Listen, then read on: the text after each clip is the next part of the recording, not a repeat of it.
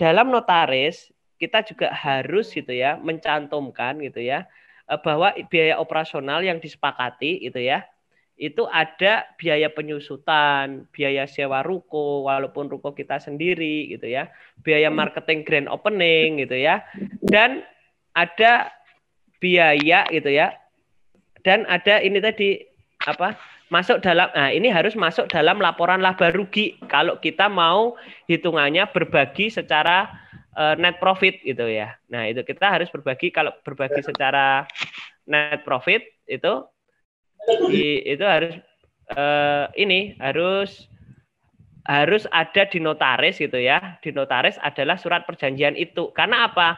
Karena bisa jadi pihak manajemen gitu ya. Pihak manajemen menafsirkannya berbeda dengan kita. Itu yang perlu dipegang ke teman-teman menjadi perbaikan kita.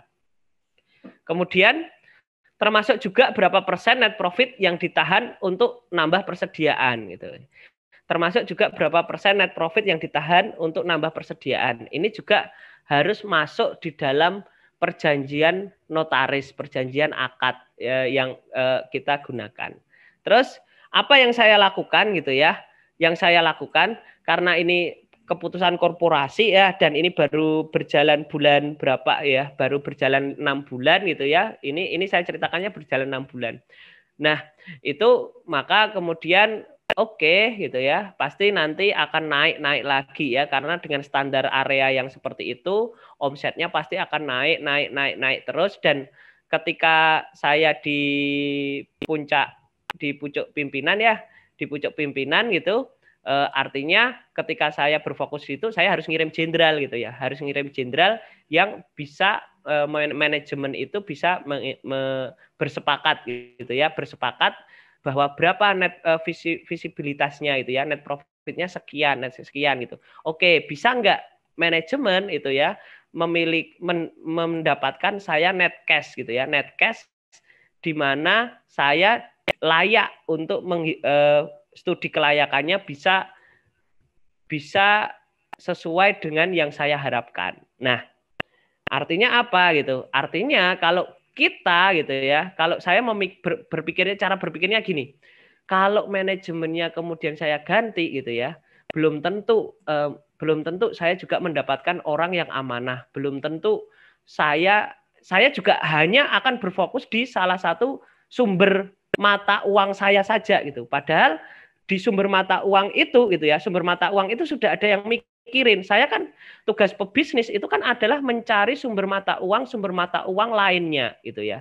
Sumber mata uang lainnya. Jadi ya udah, oke, selama on the track gitu ya, selama dia oke, ada kesepakatan memenuhi target ini, oke, itu sumber mata uang saya yang belum lancar ngalirnya. Oke, diperlancar aja gitu.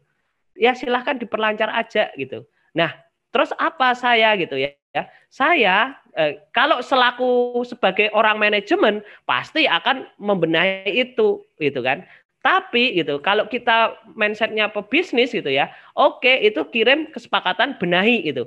Nah, saya memutuskan untuk saya tetap percayakan ke manajemen itu gitu ya, dengan ada penambahan persediaan itu dan tanpa sewa gitu ya, oke lah, saya sebenarnya oke itu pembelajaran. Tapi kalau saya turun gitu ya, itu artinya saya ada di manajemen, tapi ini kan saya sedang ada di korporasi. Saya akan tugasnya mencari sumber create cash baru, sumber rezeki baru gitu ya. Nah, itulah yang saya putuskan gitu ya.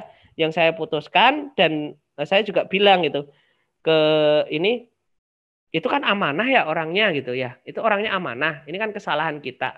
Ya udah di ini aja gitu, teruskan aja gitu. Kita cari sumber mata uang baru, sumber rezeki baru gitu. Nah, sehingga fokus kita itu di sana sudah ada yang mikirin, ada manajemen, maka tugas kita mencari sumber mata uang baru. Itu keputusan yang kita ambil di situ gitu. Era digital kok masih pakai cara manual? Nih, hanya dengan WhatsApp marketing dijamin deh omset apotek kamu pasti jauh lebih meningkat. Buku ini berisi tips and tricks seputar database yang akan mengubahnya menjadi pelanggan setia apotek kamu. So, dapatkan sekarang